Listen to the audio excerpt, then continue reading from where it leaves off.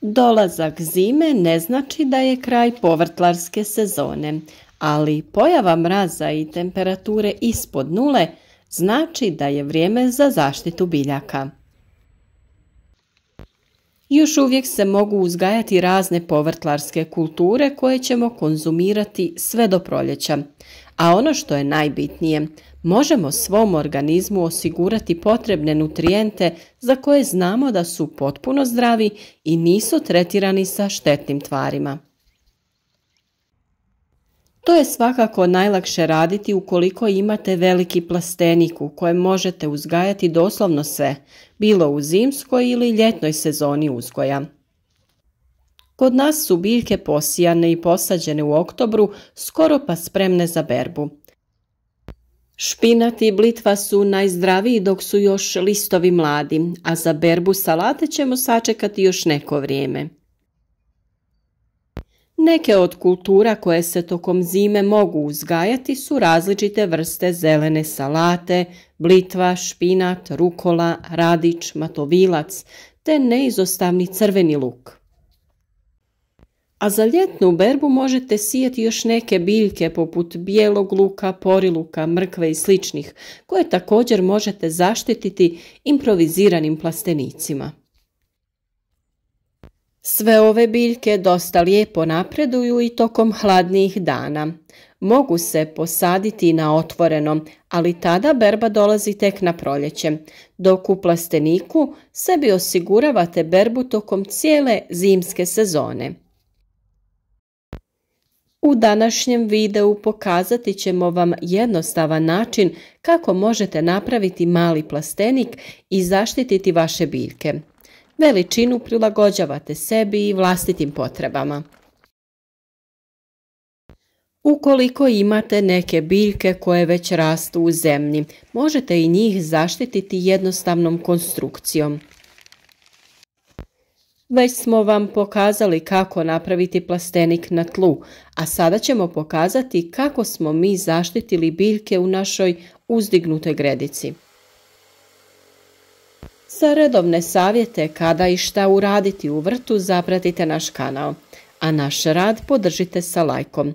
Ostavite i neki komentar vezano za temu videa, vaš način uzgoja ili pitajte bilo što vas zanima. Mi smo ranije u naše gredice presadili salatu, blitvu, špinat koji lijepo napreduju. Između salate posadili smo bijeli i crveni luk.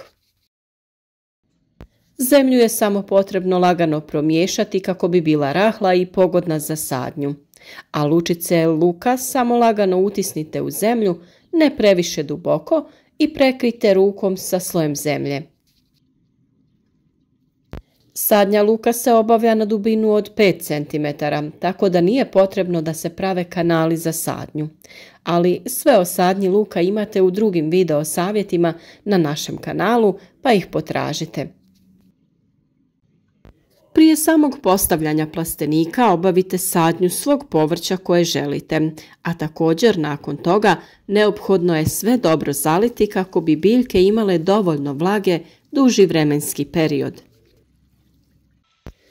O tome šta se možete uzgajati u ovim zimskim mjesecima smo već govorili u nekoliko video savjeta, a ja ću se potruditi da u opisu ovog videa stavim linkove za sve vezane videe koje sam spomenula u ovom.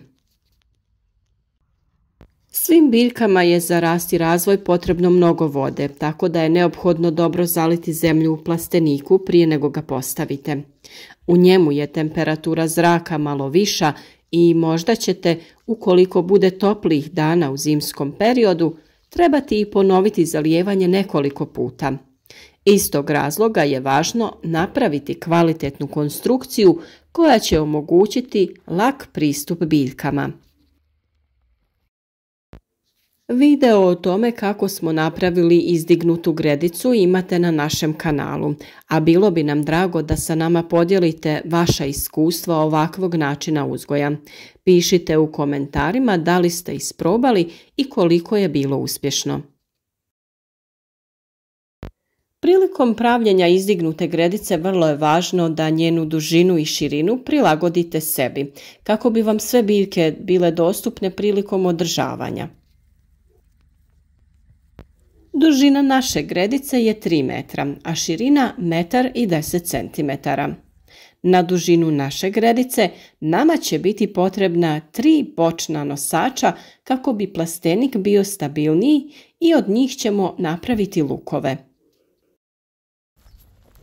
No prvo što je potrebno jeste postaviti okvir jednake veličine kao što je naša gredica, te će to biti nosač cijele gornje konstrukcije koja će se lako moći otvoriti.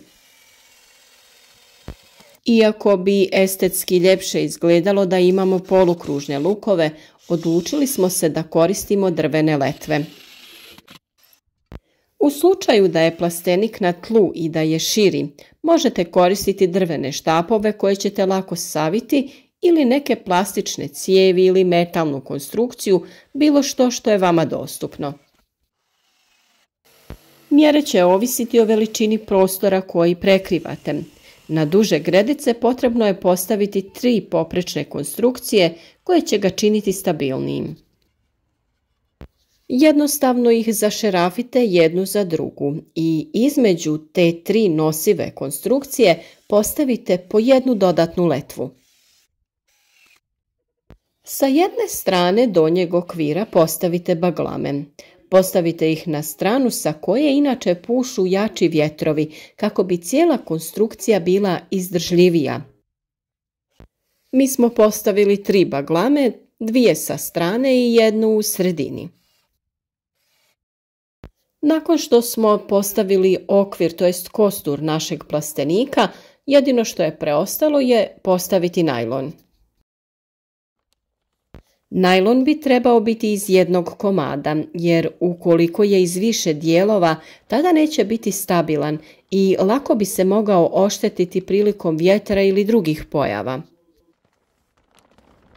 Razvucite najlon i pazite da ga što bolje zategnete sa svih strana. Prilikom zatezanja rubove najlona pričvrstite klamaricom kako bi držala najlon od pomjeranja. Vrlo je važno da plastenik bude jako dobro osiguran i pričvršćen kako ga vjetar ne bi pokvario. Odrežite najlon malo duže od veličine konstrukcije kako bi mogli podvući ga ispod konstrukcije, te će tako biti izdržljiviji. Sa one strane gdje ste postavili baglame, najlon pričvrstite iza gredicu, a ostale savijte ispod okvira. Kako bi povrće u plasteniku bilo lako pristupačno, ovaj okvir se treba dizati, to jest plastenik se treba moći otvoriti. Sa te strane koja će biti dostupna, postavite 2 šerafa sa maticom na gredicu, jednu na jednu, drugu na drugu stranu, te također to ponovite na konstrukciji pokrova i ta 2 šerafa će da nose jaču žicu. Ta žica će vam u stvari služiti da pričvrstite pokrov za gredicu. Jednostavno za korištenje, a efektivno. Budite kreativni i odradite to na način koji će vama najviše odgovarati. Kada otvorite vaš plastenik, dobro će vam doći i neka potpora koja će ga držati otvorenim. Mi smo napravili nešto slično držaču haube auta. Kada otvorite plastenik, pričvrstite lagano letvu kraj središnjeg nosača pokrova i nemojte ju zašerafiti do kraja kako bi se ona mogla pomjerati. Ta letva neka bude nešto kraća od širine pokrova. Tako ju jednostavno izvučete da drži pokrov dok je plastenik otvoren, a isto tako ju jednostavno vratite unutra. Na sredini smo postavili jedan šeraf koji nije do kraja zašerafljen kako bi na njega prislonili držač da ne ošteti biljke. Ovakav plastenik je vrlo jednostavan za napraviti, a njegove koristi su višestruke. Možete uzgojiti šaroliko povrće i osigurati zdrave obroke tokom cijele zime. Nadam se da vam je postupak dobro prikazan u videu, tako da mislim da vam neće biti teško ovakvo nešto da i sami napravite. Uvijek se trudimo da cijeli postupak što jasnije prikažemo kako bi se i vi što lakše snašli. A kao što sam već rekla, u opisu ovog videa postaviti ću link videa o izradi plastenika za biljke koje su posađene direktno u vrt, a i link za video izrade same izdignute gredice. Stvarno vjerujem da će ovaj video biti od pomoći svima koji zimi predano uzgajaju biljke i želimo vam sav uspjeh u tome. Svakako ne zaboravite redovno provjetravati plastenik, otvarati ga za vrijeme viših temperatura zraka i lijepih sunčanih dana, te redovno zalijevati biljke. Ono što svakako trebate uraditi jeste pregledati vaš plastenik prije nego ga finalno zatvorite. Morate se uvjeriti da unutra nema nekih nepozvanih gostiju, kao ovaj naš puž. Mi smo ga uklonili i tada zatvorili naš plastenik. Ukoliko vam treba još savjeta o zimskom uzgoju biljaka, potražite ih na našem kanalu. Podržite naš rad sa lajkom i pišite nam u komentarima o vašem načinu uzgoja biljaka, kako i koje biljke uzgajate u ovom periodu godine i da li ste zadovoljni. Zapratite naš kanal za još sličnih video savjeta i preporučite nas prijateljima tako što ćete neki od videa podijeliti na društvenim mrežama. Hvala vam svima na podršci i lijepim riječima koje svakodnevno pišete. Mnogo nam znače i daju poticaj za daljnji rad.